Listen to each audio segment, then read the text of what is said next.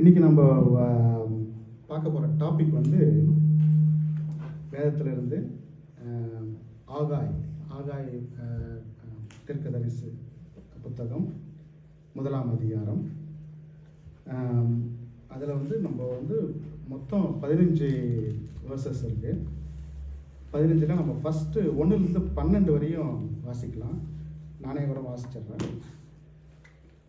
ராஜாவாகிய தரியு அரசாண்ட 2ஆம் வருஷம் 6ஆம் மாதம் 1ஆம் தேதியிலே கர்த்தருடைய வார்த்தை ஆகாய் என்னும் தீர்க்கதரிசியின் மூலமாய் செயல்தியோலின் குமாரனாகிய செருபாபேல் என்னும் யூதாவின் தலைவனுக்கும் யோத்சாக்கின் குமாரனாகிய யோசுவா என்னும் பிரதான ஆசாரியனுக்கும் உண்டாகி அவர் சொன்னது என்னவென்றால், இந்த ஜனங்கள் கர்த்தருடைய ஆலயத்தை கட்டுவதற்கு ஏற்ற காலம் இன்னும் வரவில்லை என்றார்கள் என்று சேனைகளின் கர்த்தர் சொல்லுகிறார்.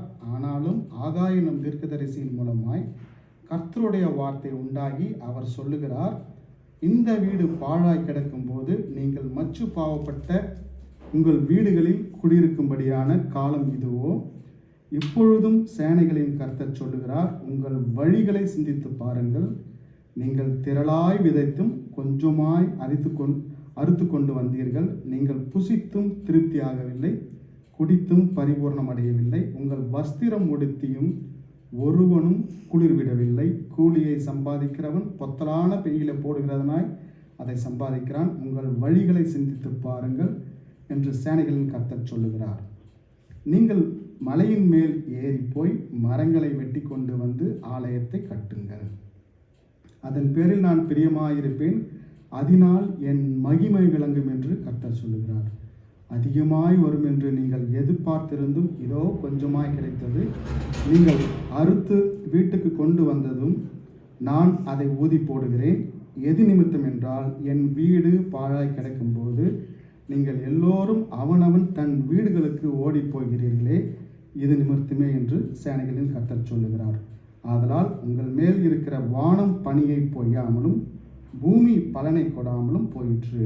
நான் நிலத்தின் மேலும் மலைகளின் மேலும் தானியத்தின் மேலும் புது திராட்சரசத்தின் மேலும் எண்ணெயின் மேலும் பூமியின் விளைகிற எல்லாவற்றின் மேலும் மனுஷரின் மேலும் மிருகங்களின் மேலும் கைப்பாடு அனைத்தின் மேலும் வறட்சியை வருவித்தேன் என்றார். ஸோ நம்ம வந்து இன்னைக்கு வந்து ஆகாயோட தீர்க்க தரிசன புத்தகத்திலேருந்து ரொம்ப ஒரு முக்கியமான பகுதிங்க. அது ரொம்ப வந்து நம்ம என்ன ஸ்டேஜில் இருக்கிறோம், நம்மளுடைய ப்ரையாரிட்டி என்ன, அதுதான் இன்றைக்கி நம்ம பார்க்குறது. அந்த காலத்தில் அவரும் வந்து அதுதான் வந்து சொல்கிறாரு, ஆகாயம் சொல்கிறாரு. இதுக்கு முன்னாடி ஒரு சின்ன ஒரு பேக்கப் ஹிஸ்ட்ரி மட்டும் பார்த்துடலாம் நம்ம, சரிங்களா? ஸோ வந்து மொத்தம் ஒரு 12 மைனர் ப்ராஃபிட்ஸ் இருக்கிறாங்க. ஓசியாலேருந்து ஆரம்பித்து ஆகாய், மல்கியா, சகாரியா வரையும் 12 பேர் இருக்கிறாங்க. இந்த 12 பேரில் முதல் 9 பேர் வந்து அந்த நம்ம யூதா மக்கள் வந்து அடிமைத்தனத்துக்கு போகிறதுக்கு முன்னாடி முதல்ல ஒரு 400 வருஷம் அடிமையாக இருந்தாங்க எகிப்தில். அப்புறம் வந்து மோசே தலைமையில் எல்லோரும் வந்து கானான் தேசத்துக்கு வந்து சேர்றாங்க. அதன் பிறகு திருப்பியும் வந்து ஏகப்பட்ட பிரச்சனை பண்ணுறாங்க. கடவுளுக்கு வந்து செவியே கொடுக்கல. செவி கொடுக்காம அவங்க நிறைய தப்பு மேலே தப்பு பண்ணும்போது ஒவ்வொரு முறையும் வந்து தேவன் வந்து பல தீர்க்கதரிசிகள் மூலமாக வந்து வார்னிங் பண்ணுறாரு. பண்ணாதீங்க, இந்த மாதிரி பண்ணாதீங்க, அப்படி பண்ணாதீங்க, நான் சொல்கிறத நீங்கள் ஃபாலோ பண்ணுங்கன்னு சொல்கிறாரு. யாரும் கேட்ட மாதிரி தெரில. ஸோ இதில் வந்து பார்த்திங்கன்னா திருப்பியும் வந்து மக்கள் வந்து பாபிலோனுக்கு அடிமைகளாக போகிறாங்க. பாபிலோனில் போய் 70 வருஷம் அடிமையாக இருக்கிறாங்க. 70 வருஷம் அடிமையாக இருந்துட்டு பாபிலோன் ராஜ்யம் வந்து பெர்சியாவுக்கு மாறுது. பெர்சியா நாட்டிலேருந்து அந்த ராஜா வந்து பாபிலோனை டேக் ஓவர் பண்ணி யூதா மக்கள் எல்லாம் சரிப்பா நீங்கள் உங்கள் ஊருக்கே திரும்பி போங்க அப்படின்னு சொல்லிட்டு எல்லாரையும் வந்து ரிலீஸ் பண்ணுறாங்க. அடிமைத்தனத்துலேருந்து எல்லாரையும் ரிலீஸ் பண்ணுறாங்க. இந்த பாபிலோன் வந்து டேக் ஓவர் பண்ணும்போது எருசலேமில் இருக்கிற எல்லா ஆலயத்தையும் அடிச்சு நொறுக்கிட்டாங்க. எல்லா பில்டிங்ஸு எல்லாத்தையும் தரமட்டம் பண்ணிட்டாங்க. தேவனுடைய ஆலயத்தையும் வந்து டெமாலிஷ் பண்ணிட்டாங்க. யார் நம்ம இவர் சாலமன் கட்டின ஆலயத்தை எல்லாத்தையும் டெமாலிஷ் பண்ணிட்டாங்க. ஸோ இப்போ வந்து பெர்சியா ராஜா வந்து டேக் ஓவர் பண்ணிட்டாரு. டேக் ஓவர் பண்ணிவிட்டு நீங்கள்லாம் திரும்பி உங்கள் ஊருக்கே போங்க, யூதா மக்கள் எல்லாம் நீங்கள்லாம் போங்க, ஊருக்கு போங்கன்னு சொல்லிட்டு பர்மிஷன் கொடுத்துறாங்க. நம்ம மக்களும் வந்து ஹாப்பியாக ஊருக்கு திரும்பியாச்சு, சொந்த ஊருக்கு வந்துட்டாங்க, அடிமைத்தனத்தில் வந்துட்டாங்க. வந்தவங்க என்ன பண்ணாங்க, அவங்கவுங்க வேலையை பார்க்க ஆரம்பிச்சிட்டாங்க. அவங்கவுங்க வேலை என்ன, அவன் வீடு கட்டி சந்தோஷமாக இருக்குது, அவன் வந்து திருப்பியும் பழைய நிலைமைக்கு போகிறான். யாருக்குமே வந்து திருப்பியும் தேவனுடைய ஆலயத்தை கட்டணுன்ற எண்ணமே வரல. இடிஞ்சு போன ஆலயம் அப்படியே இருக்குது, அந்த ஆலயம் திருப்பி கட்டணுன்ற எண்ணமே வரல. ஏன்னா வந்து தேவன் வந்து அதுக்கு தான் வந்து இவங்க திருப்பியும் ரிலீஸ் பண்ணி கொண்டு வராங்க. என்னுடைய ஆலயம் வந்து இடிஞ்சு கிடக்குது, அதை நீங்களாம் கட்டணும் அப்படின்னு சொல்லிட்டு தான் வந்து கொண்டு வர்றாரு. இவங்க வந்து அதை பற்றி அவங்க வந்து கேர் பண்ணல. ஸோ அப்போ தான் வந்து ஆகாய் மூலமாக இந்த தேவனுடைய வார்த்தை வந்து வெளிப்படுது. சரின்னு சொல்லிட்டு இதுலேருந்து நம்ம அடிமைத்திலேருந்து திரும்பி வந்து 2 வருஷம் கழித்து 536 BCயில் கோயில் கட்டுற வேலை ஆரம்பிக்கிறாங்க. 536 BCயில் கோயில் கட்டுற வேலையை ஆரம்பித்து 2 வருஷம்தான் திருப்பி நிறுத்திறாங்க. ஏகப்பட்ட பிரச்சனை. அவன் வேலையை பார்க்க ஆரம்பிச்சிட்டாங்க. திருப்பி 2 வருஷம் கட்டினாங்க, பயங்கர உற்சாகமாக கட்டினாங்க. அதை எப்படி கட்டினாங்களாம், இது நீங்கள் எஸ்ராவோட புத்தகம் 3ஆம் அதிகாரம் 10, 11, 12 எடுத்து வாசிக்கலாம்.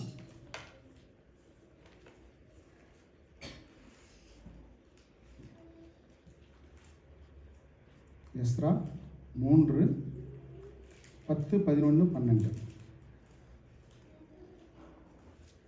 சிற்பாசாரியர்கள் கர்த்தருடைய ஆலயத்திற்கு அஸ்திபாரம் போடுகிற போது இஸ்ரவேல் ராஜாவாகிய தாவீதினுடைய கட்டளின்படியே கர்த்தரை துதிக்கும்படிக்கு வஸ்திரங்கள் தரிக்கப்பட்டு பூரிகைகள் ஊதுகிற ஆசாரியரையும் தாளங்களை கொட்டுகிற ஆசாவின் குமாரனாகிய லேவியரையும் நிறுத்தினார்கள். கர்த்தர் நல்லவர், இஸ்ரவேலின் மேல் அவருடைய கிருபை என்றும் உள்ளது என்று அவரை புகழ்ந்து துதிக்கையில் மாறி மாறி பாடினார்கள். கர்த்தரை துதிக்கையில் ஜனங்கள் எல்லோரும் கர்த்தருடைய ஆலயத்தின் அஸ்திபாரம் போடப்படுகிறது நிமித்தமாய் மகா கம்பீரமாய் ஆரவரித்தார்கள்.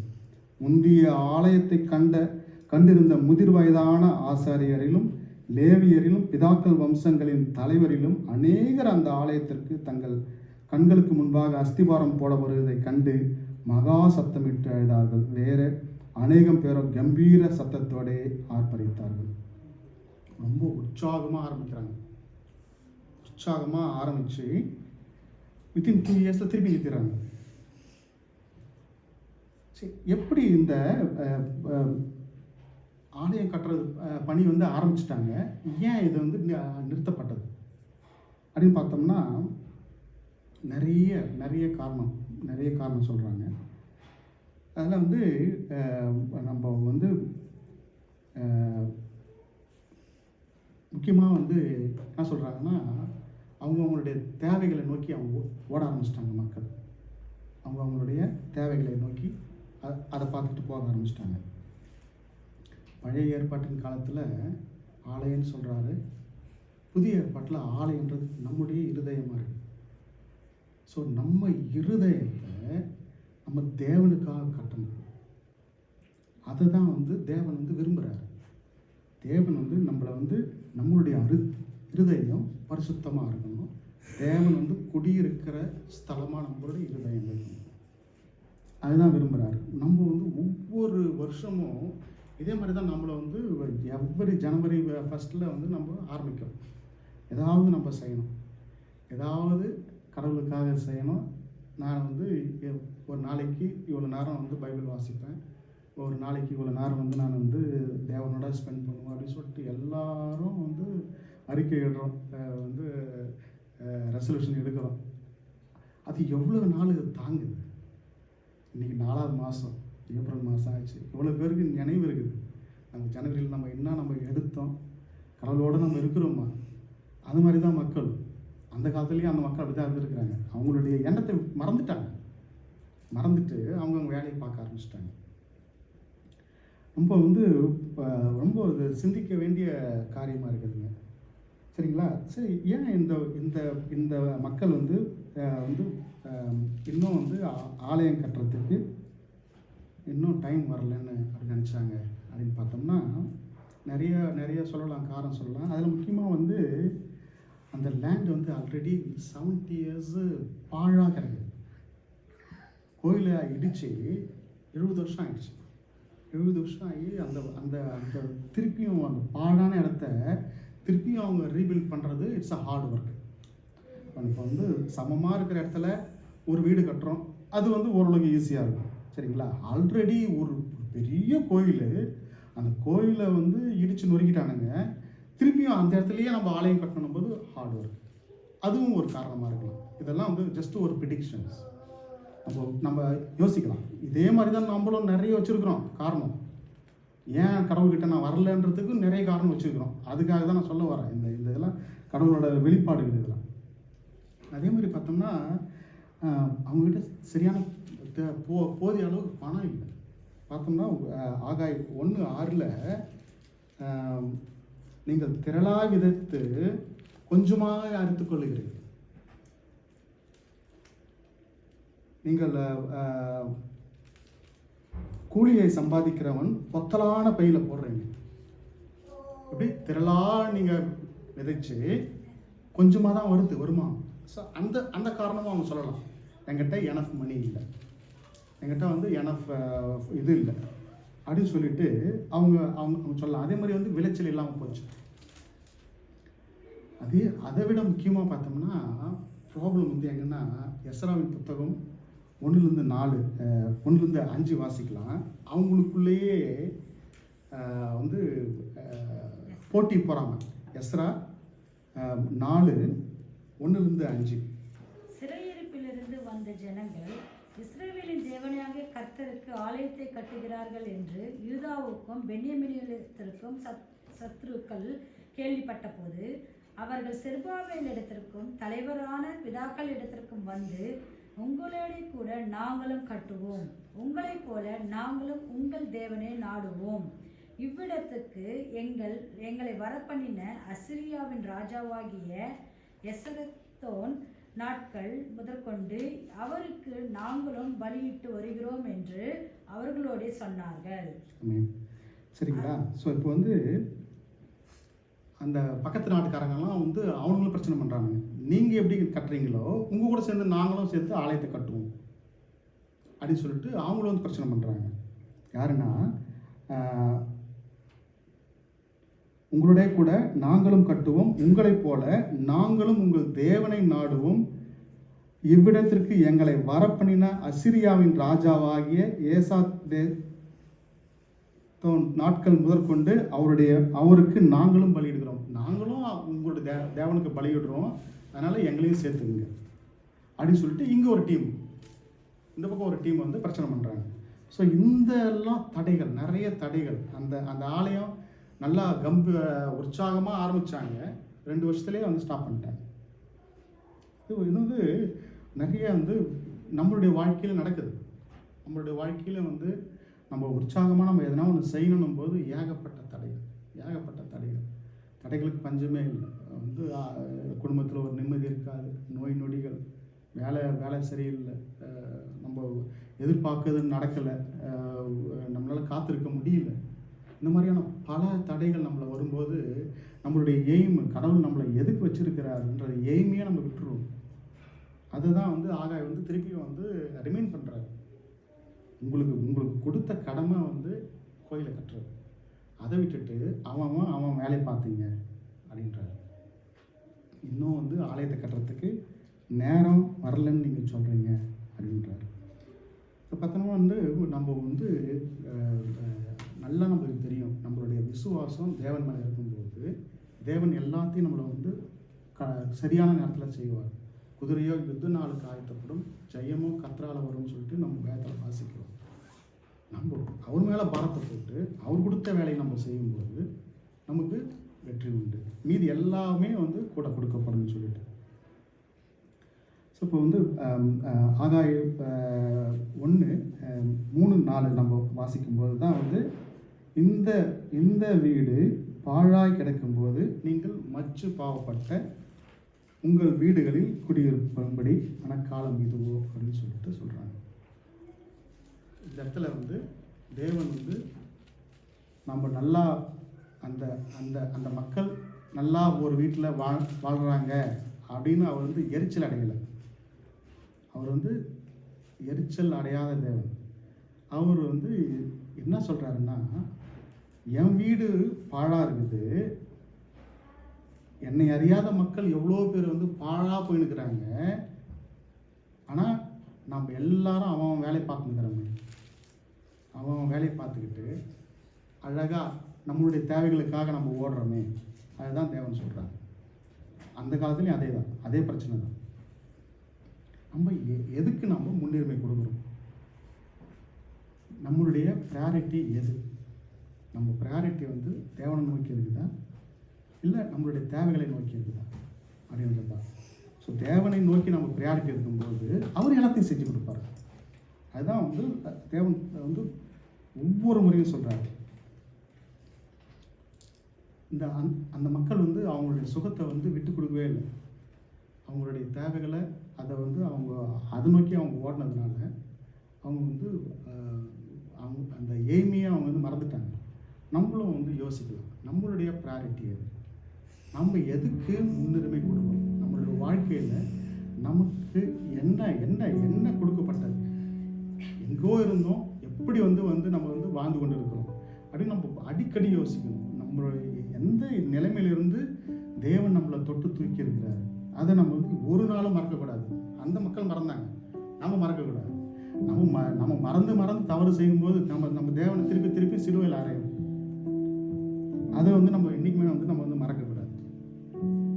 நமக்கு வந்து நிறைய நம்ம சொல்லலாம், என்னால் வந்து இது பண்ண முடியல அது பண்ண முடியலன்னு சொல்லிட்டு நம்ம வந்து மனசில் சொல்லலாம். என் மனசில் நிறைய நான் ஊழியம் செய்யணும், தேவனுக்காக நிறைய செய்யணும் அப்படின்னு சொல்லிட்டு எனக்கு இருக்குதுங்க, ஆனால் செய்ய முடியும். இதெல்லாம் ஒரு எக்ஸ்கியூஸே இல்லை. இதெல்லாம் நம்மளுக்கு வந்து எக்ஸ்கியூஸை நம்ம சொல்லவே கூடாது, சொல்லவே முடியாது. தேவன் வந்து நமக்கு அவ்வளோ பண்ணியிருக்கிறாரு. ஆனால் அந்த மக்கள் வந்து அவ்வளோ எக்ஸ்கியூஸ் சொல்கிறாங்க. அவ்வளோ எக்ஸ்கியூஸ் சொன்னதுனால தேவன் ஒவ்வொன்றத்தையா அடைக்கிறார். திரும்பியும் இந்த இந்த சாக்கு போக்கு நிறைய சாக்கு போக்கு சொன்னாங்க. ஆகாய வந்து அவங்களுக்கு வந்து ஒரு அலாம் கிளாக் மாதிரி அவங்கள வந்து அலர்ட் பண்ணுறாரு. எழுந்துருங்க, இந்த இவ்வளோ நாள் நீங்கள் தூங்கி இருந்தது போதும், எழுந்துருங்க, எழுந்து தேவனுடைய ராஜ்யத்தை கட்டுங்க, தேவன் உங்களுக்கு கொடுத்த வேலையை செய்யுங்கன்னு சொல்லிட்டு நம்ம வந்து நிறைய நம்ம வந்து யோசிச்சு பார்க்கணும். என்னால் முடியல அப்படின்னு சொல்கிறத விட என்னால் என்ன முடியும், தேவனுக்காக நான் என்ன செய்ய முடியும், தேவனுடைய ஊழியத்துக்கு நான் என்ன செய்ய முடியும், நான் ஏதாவது ஒரு சிறு உதவி தேவ ஊழியத்துக்கு நம்ம செஞ்சோம்னாலும் தேவன் அதை பார்த்து பலன் கொடுக்குறாரு. பல மடங்கு பலன் கொடுக்குறாரு. சின்ன விஷயம் பாஸ்டர் நிறைய முறை சொல்லுவார், வந்து ஏர்லியாக வந்து அரேஞ்ச் பண்ணுறது, எல்லாத்தையும் பேக் பண்ணி அழகாக திருப்பியும் செட்ரேட் பண்ணுறது, மக்களை விசாரிக்கிறது, டீ காஃபி போடுறது, போய் குடும்பங்களை போய் பார்க்குறது, எவ்வளோ ஊழியத்தில் எவ்வளோ இருக்குது. இதெல்லாம் செய்யும்போது தேவனுடைய ராஜ்யம் வரும்போது நம்ம ஒரு கூட்ட ஜனத்தோடு நம்ம தயாராக இருப்போம். அதுதான் தேவன் எதிர்பார்க்குறாரு. நம்ம இனிமேல் போய் நம்ம வந்து கோயில் கட்ட போகிறது, ஏகப்பட்ட கோயில் இருக்குது, ஏகப்பட்ட ஆலயம் இருக்குது. இடிஞ்சு போன இருதயங்களை, உடஞ்சி போன இருதயங்களை நம்ம கட்டணும். நம்முடைய இருதய சிந்தனைகளை நம்ம கட்டி எழுப்பி தேவன் வந்து குடியிருக்கிற அந்த புனித ஸ்தலமாக நம்ம மாற்றணும். அதுதான் தேவனை வந்து எதிர்பார்க்குறாரு. அதுதான் வந்து ஆகாய மூலமாக வந்து சொல்கிறாரு. சரிங்களா? அதே போல் பார்த்தோம்னா 5:6 அதில் வந்து ஆகாய புஸ்தகம் 1:5-6 நம்ம பார்க்குறோம். இப்பொழுதும் சேனைகளின் கர்த்தர் சொல்கிறார், உங்கள் வழிகளை பாருங்கள். நீங்கள் திரளாய் விதைத்தும் கொஞ்சமாய் அறுத்து கொண்டு வருகிறீர்கள். நீங்கள் புசித்தும் திருப்தி ஆகவில்லை, குடித்தும் பரிபூரணம் அடையவில்லை. நீங்கள் வஸ்திரம் உடுத்தியும் ஒருவனுக்கும் குளிர் விடவில்லை. கூலியை சம்பாதிக்கிறவன் பொத்தலான பையில போடுகிறவனாய் அதை சம்பாதிக்கிறான். ஆமென். பாருங்க, கன்சிடர் யுவர் வே. அதுதான் ரொம்ப முக்கியம். நம்மளுடைய வழியை சிந்தித்து பார்க்கணும். நிறைய விதைக்கிறோம், கொஞ்சோண்டு தான் வருது. நான் ஹார்ட் ஒர்க் பண்ணுறேன்ப்பா, ஐம் டூயிங் லாட், ஆனால் வந்து கையில் வரல. நிறைய சம்பாதிக்கிறேன், நான் போடுற பாக்கெட் எல்லாம் ஓட்டையாக்குது, எப்படி போகுதுன்னே தெரியல. நம்ம எல்லாருமே வந்து ஓரளவுக்கு நம்ம எல்லாருமே இந்த இந்த சூழ்நிலை நம்ம கடந்தான போகிறோம். மாத கடைசியில் வர சம்பளம் வித்தின் 5 டேஸ்லேயே 2 டேஸ்லேயே காணாமல் போயிடுது. நம்ம வந்து உலக பிரகாரமாக ஓடும்போது தேவனை வந்து நம்ம வந்து நெக்லெக்ட் பண்ணிடுறோம், மறந்துடுறோம். எது நம்மளுடைய எய்ம், எது நம்மளுடைய ப்ரையாரிட்டி, அதை நம்ம மறந்துடுறோம். மத்தேயுவில் வந்து அழகாக தேவன் சொல்கிறாரு. மத்தேயு 6:25-30 வாசிக்கலாங்க. எண்ணத்தை குடிப்போம், எண்ணத்தை உண்ணுவோம் என்று, ஆகையால் எண்ணத்தை உண்போம், எண்ணத்தை குடிப்போம் என்று உங்கள் ஜீவனுக்காகவும், எண்ணத்தை உடுப்போம் என்று உங்கள் சரீரத்திற்காகவும் கவலைப்படாதிருங்கள் என்று உங்களுக்கு சொல்லுகிறேன். ஆகாரத்தை பார்க்கிலும் ஜீவனும், உடையை பார்க்கிலும் சரீரமும் விசேஷித்தவைகள் அல்லவா? ஆகாயத்து பட்சிகளை கவனித்து பாருங்கள், அவைகள் விதைக்கிறதும் இல்லை, அறுக்கிறதும் இல்லை, களஞ்சியங்களில் சேர்த்து வைக்கிறதும் இல்லை, அவைகளை உங்கள் பரம பிதா பிழைப்பூட்டுகிறார். அவைகளை பார்க்கிலும் நீங்கள் விசேஷித்தவர்கள் அல்லவா? கவலைப்படுகிறதுனாலே உங்களில் எவன் தன் சரீரத்தின் அளவோடு ஒரு முழத்தை கூட்டுவான்? உடைக்காகவும் நீங்கள் கவலைப்படுகிறது என்ன?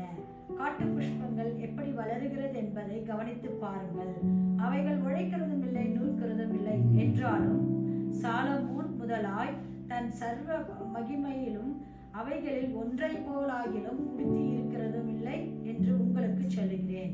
அன்ப விசுவாசிகளே, இன்றைக்கு இருந்து நாளைக்கு அடுப்பிலே போடப்படும் காட்டுப்புல்லுக்கு தேவன் இவ்விதமாய் உடுத்துவித்தால் உங்களுக்கு உடுத்துவிப்பது அதிக நிச்சயம் அல்லவா?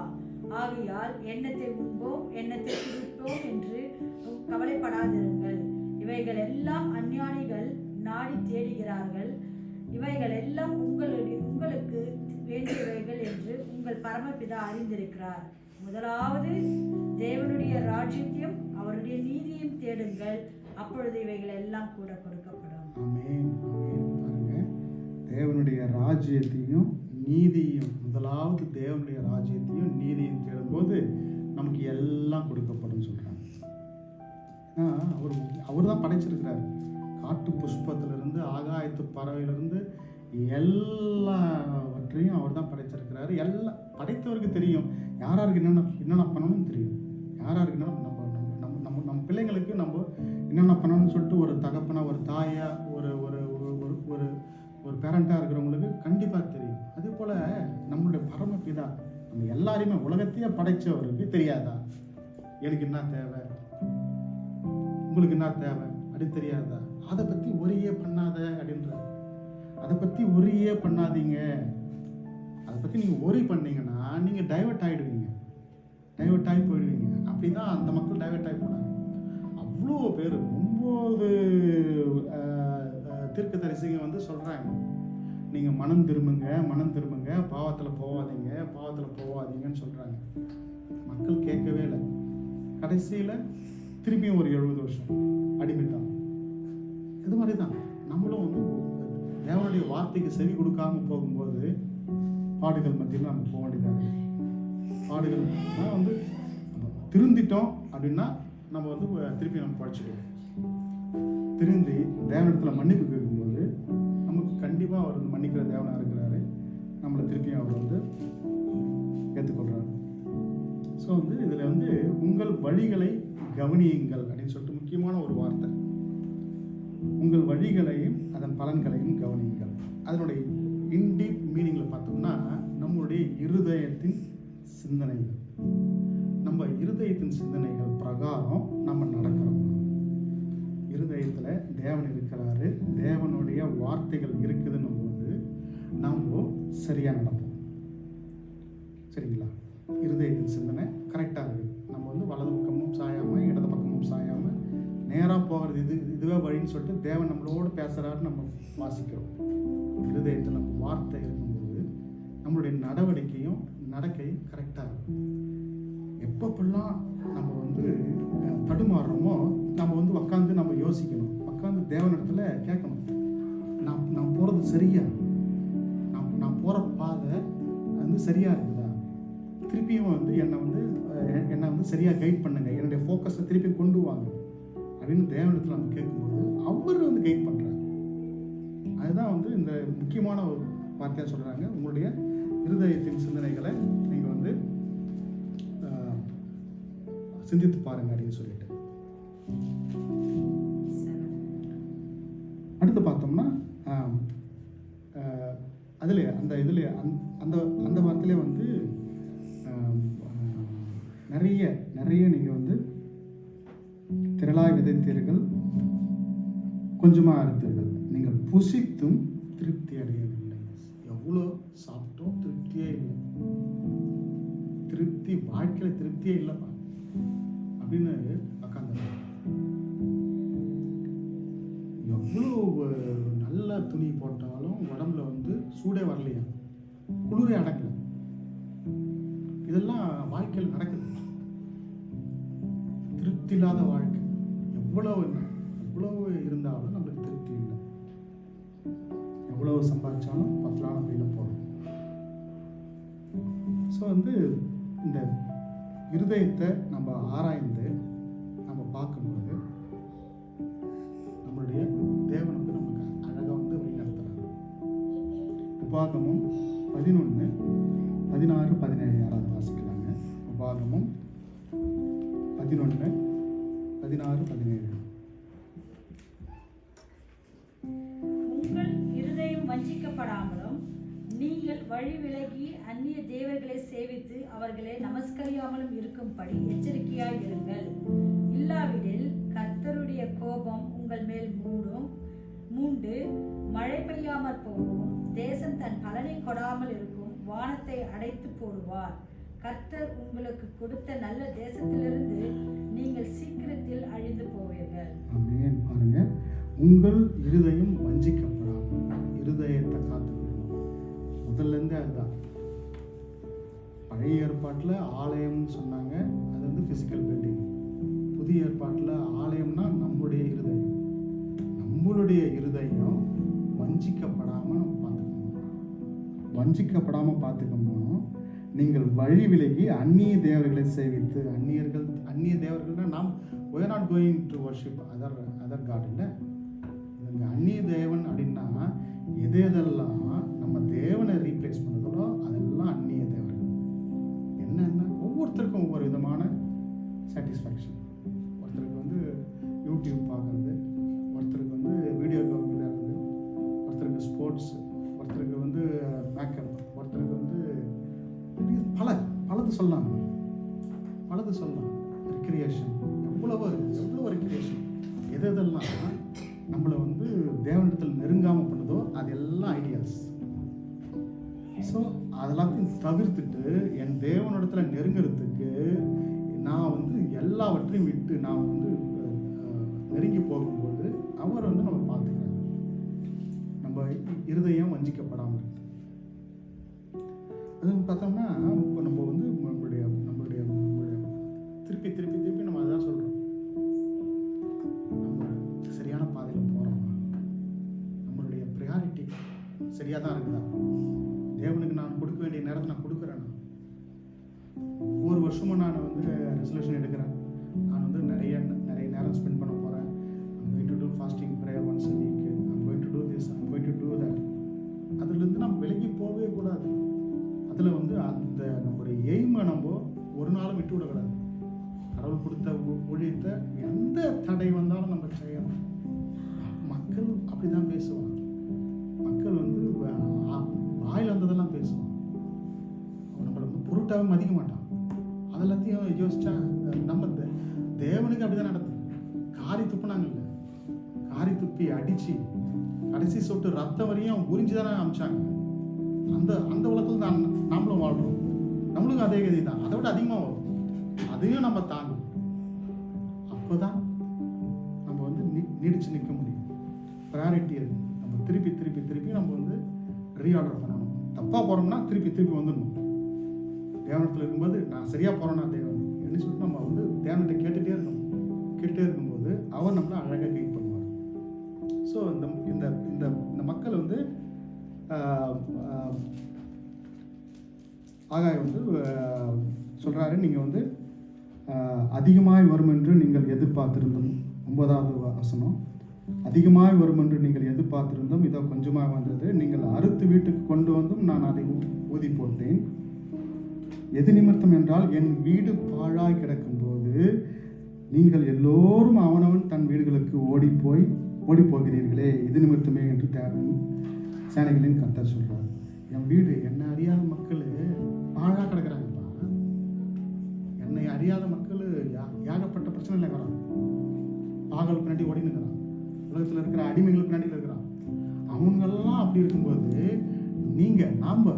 நாம் அவன் சுகமா இருக்கிறோமே, அதான் சொல்றாரு அவர். நீங்க எல்லாம் சுகமா இருக்கிறீங்களே, என் வீடு பாழாகுது அப்படின்றார். அதனால் உங்கள் மேல் இருக்கிற வானம் பனியை பொய்யாமலும் பூமி பலனை கொடாமலும் போயிற்று. நான் நிலத்தின் மேலும் மலைகளின் மேலும் தானியத்தின் மேலும் புது திராட்சை ரசத்தின் மேலும் எண்ணெயின் மேலும் பூமியில் விளைகிற எல்லாவற்றின் மேலும் மனுஷரின் மேலும் மிருகங்களின் மேலும் கைப்பாடு அனைத்தின் மேலும் வறட்சியை வருவித்தேன் என்றார். இதுக்கப்புறம் வந்து மக்கள் வந்து மனம் திரும்புகிறாங்க. 2வது வசனத்தில் பார்த்தோம்னா, ஆகாய் என்னும் தீர்க்கதரிசனுடைய வார்த்தைகளுக்கு செவி கொடுத்தார்கள். ஜனங்கள் கர்த்தருக்கு முன்பாக பயந்திருந்தார்கள். ஸோ இவ்வளோ சொன்ன பிறகு மக்கள் வந்து திருப்பியும் வந்து பயந்துட்டாங்க. திருப்பி நம்ம அடிமையாக போயிட்டு போகிறோமோ, எல்லாத்தையும் ஆல்ரெடி வந்து சீல் பண்ணிட்டாரு கடவுள். எதை விதைச்சாலும் வரல, மழை இல்லை, எதுவுமே இல்லை, எல்லா பணமும் இல்லை, எல்லா வசதியும் போயிடுச்சு. மக்கள் பயந்துட்டாங்க. பயந்து மனம் திரும்பின பிறகு அப்போ கர்த்தருடைய வார்த்தை பாருங்க, நான் உங்களோடு இருக்கிறேன் என்று கர்த்தர் சொல்லுகிறார். 13 நான் உங்களோடு இருக்கிறேன்னு சொல்லிட்டு. 14 பின்பு கர்த்தர் செயல்திறலின் குமாரனாகிய செருபாபேல் என்னும் யூதாவின் தலைவனுடைய ஆவியையும் யோத்சாக்கின் குமாரனாகிய யோசுவா என்னும் பிரதான ஆசாரனுடைய ஆவியையும் ஜனத்தின் மீதியான எல்லாருடைய ஆவியையும் எழுப்பினார். ரொம்ப முக்கியமான வார்த்தை. மனம் திரும்பி மன்னிப்பு கேட்டு அவங்க பயந்த பிறகு தேவன் வந்து அவங்க ஒவ்வொருத்தருடைய ஆவியையும் எழுப்பினார். இன்னைக்கு அதுதான் நம்ம தவறு செய்கிறது மனித இயல்பு.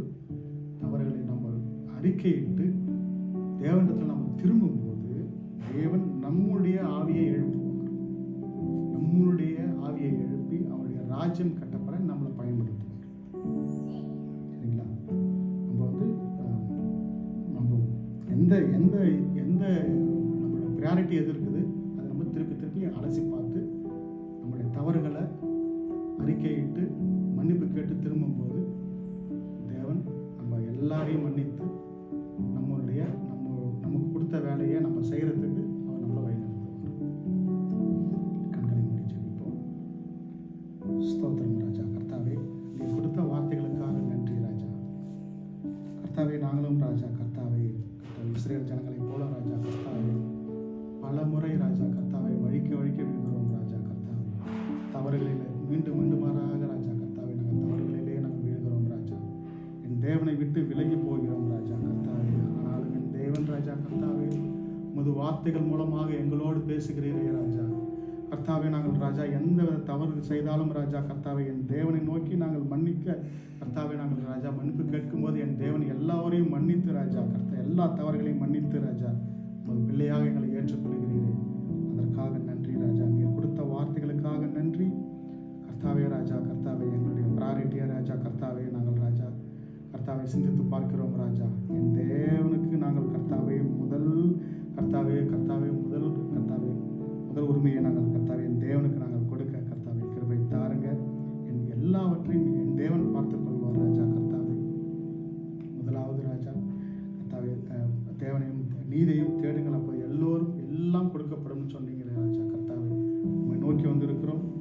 இந்த சிறு கூட்டத்தை ராஜா ஆசீர்வதிங்க.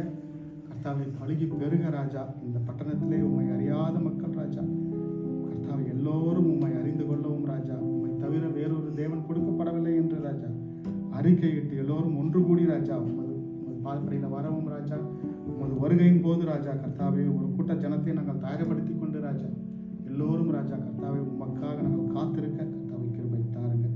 வந்திருக்கிற ஒவ்வொருவரையும் ராஜா எடுத்து பயன்படுத்துங்க. தேவைகளை சந்தியுங்க ராஜா கர்த்தாவே. அவருடைய கர்த்தாவே கஷ்டங்கள், கவலைகள், கண்ணீர்கள் எல்லாவற்றையும் போக்கி ராஜா என் தேவன் என்னோடு இருக்கிறார், எதற்கும் நான் அஞ்ச மாட்டேன் என்று ராஜா கர்த்தாவை உற்சாகத்தோடு வீடு போய் சேர கிருபை தாருங்க. தொட்டு ஆசீர்வதிங்க. இயேசு கிறிஸ்துவின் இன்ப நாமத்தில் மன்றாடி கேட்டுக்கொள்கிறோம் பரம்பிதாவே. ஆமென்.